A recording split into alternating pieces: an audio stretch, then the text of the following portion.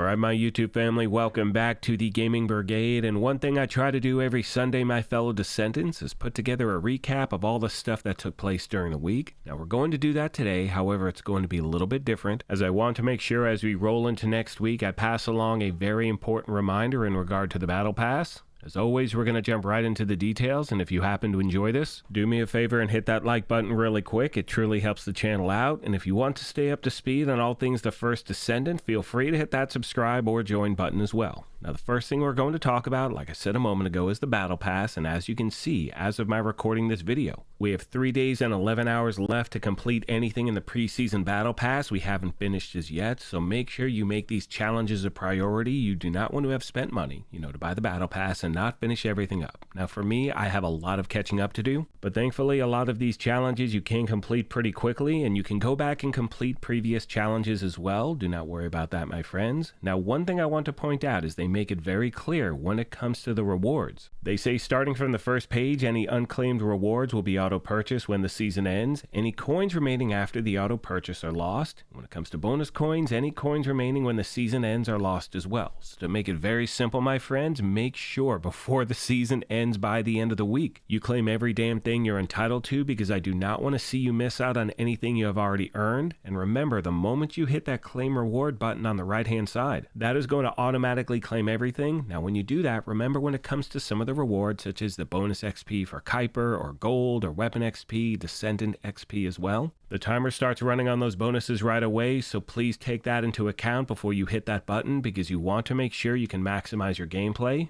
Now, as far as the battle coins are concerned, like the game said, you will lose them if you do not spend them before the season ends. You can see right here in the upper right hand corner I have 90. Just going to buy a few things really quick. I promise to also remind you all of these details right before the preseason ends, and as always, questions, comments, or feedback, please let me know. Now, at this point, we're going to switch gears and talk about a few of the things that did take place in the game this week. I posted a video yesterday going over some of the details. I'm not going to bore you by repeating that. If you missed that video, I will leave a link to it in the video description down below. However, in the comment section of that video, a lot of you reached out asking my thoughts on why I think they changed the seasonal timeline, because as most of you know, originally it was going to look like this. We were going to have 3 updates throughout the season. The first one being next Friday, August 29th. The second one was going to be on September 26th. And the third and final Season 1 update was going to be on October 30th. Now, for the record, we have known there were going to be 3 updates this entire time. However, we did not know that the game was going to be implementing a drip system in regard to the new content. I think a lot of players thought those updates were going to be continued quality of life improvements. Now, a lot of people voiced their concerns, and once again, the game responded in record time and said, hey, you know what? We hear what you're saying. Here's what we're going to do. You can see on screen, this is the new Season 1 timeline. This Friday, August 29th, that is when we get our first update. And then on October 10th, that is when they're going to introduce everything else into the game. So instead of splitting up those second and third updates, one on the 26th of September, one at the very end of October, they put it on October 10th. I think that's a very good move. Let me know your thoughts, my friends. And in my opinion, I think the reason the game had that original timeline is because they want to ensure that they introduce things slowly and steadily into the game. We have all seen games try to do too much too fast. Everything winds up crashing around it, and you wind up losing a large portion of your player base, and they don't come back. Now, one thing I've talked about at the channel multiple times, I've been very vocal about this, is that the game making the choice to have a preseason. After that, they had the first big update, and during this time, they have implemented a ton of fixes and changes along the way. There are many other things we want to see happen. However, we all know that when a game tries to do too much too quick, or they try to please everybody, things can go to shit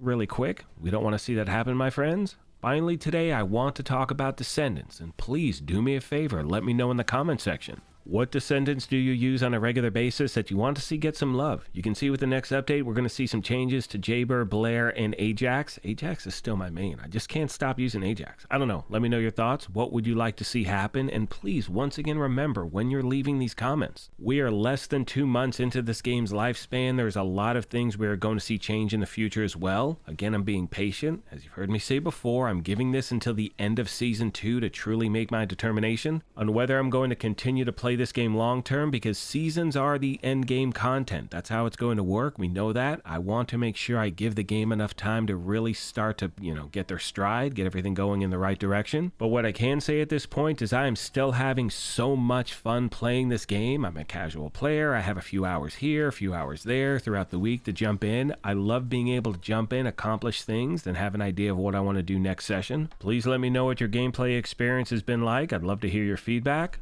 One final thing I'd like to mention really quick in regard to seasons, how they are going to work. Once this is live, I will bring you a full breakdown. I'm not going to do that until we actually have our hands on the content. On that note, I'm going to start to wrap this up. As always, I want to take a moment and thank you all for your incredible support of this channel. I'm going to leave you with a gameplay overview that The First Descendant released the other day, just in case you missed it. Thank you once again for the privilege of your time, and as I mention at the end of every one of these, take care of yourselves, be kind to each other, and we will talk to you soon. Thanks again, everyone. Previously on The First Descendant. The time has finally come. I have been waiting for you since the beginning. I am your guide. Just how much do you plan to rely on that guide? Corel, do you truly plan on inverting the Ironheart data? Kickoff will engulf Inquis. The roars of the Vulgus will fill this land with fear. The Ironheart has been destroyed. Now no one can alter the balance of Ingress. Turn the ship around. We're pulling back. We managed to fend off our enemy's large-scale attack, but the war is far from over. The Colossus still threatens us, and our enemies are plotting new strategies. Can Ingress ever find true peace? Has Corel really given up on the war? After Corel's fleet disappeared, the Vulgus began moving from deep within the dungeon to raid the Ancestors' facilities in Ingress and reclaim the outpost. Detecting this, Ingress immediately dispatched a scout. That scout's name is Haley. Haley, who rose from a supply soldier in the guerrilla unit to a legendary sniper, is now a newcomer in the Descendant Corps. Ruthlessly eliminating enemies with her anti-material sniper rifle, she dominates battles with her ability to drop her body temperature and emit cold air when her emotions run high. When shooting from a distance, her weapon's critical hit multiplier increases, making her an excellent fit for sniper rifles. She possesses sub-zero bullets that fire multiple shots in an instant, and a storm snare that pushes back and rapidly cools down enemies in front. Above all, Haley's specialty is switching to her anti-material sniper rifle and firing a single, incredibly powerful shot, stronger than any other attack. In Season 1, the Vulgus launches a new strategy, the Invasion. Invasions occur randomly in 2 dungeons of the hard difficulty infiltration operations. Players can choose to enter between the existing operations or the invasions. Invasion dungeons are only available for solo play, testing the strength of the Descendants. 3 Vulgus legions will block the Descendants with different defense mechanisms. The quantum field creates an immortal state, impervious to physical attacks. The Resonance Shatterers cause massive explosions with the energies of RK and the Iron Heart. The Keeper Tile encryption device maintains a powerful security system. Invasion dungeons present new mechanics that disrupt the Descendants' operations. Solve these enemies' mechanisms and swiftly eliminate them. Invasion dungeons are designed for speed runs, and the faster you clear them, the greater the rewards that await. After coming in contact with the Iron Heart, Descendants experience an RK resonance phenomenon. This resonance grants the Descendants new powers. It's the season growth inversion reinforcement. Inversion reinforcement is a new growth system that resets at the start of each season. It includes 5 types: hunting, attributes, recovery, survival, and seasons. Through the inversion reinforcement, Descendants gain beneficial effects for progressing through seasonal content, and can also obtain effects that compensate for their weakness. Each season, we plan to tailor and replace the inversion reinforcement effects, providing effects that perfectly fit the seasonal content.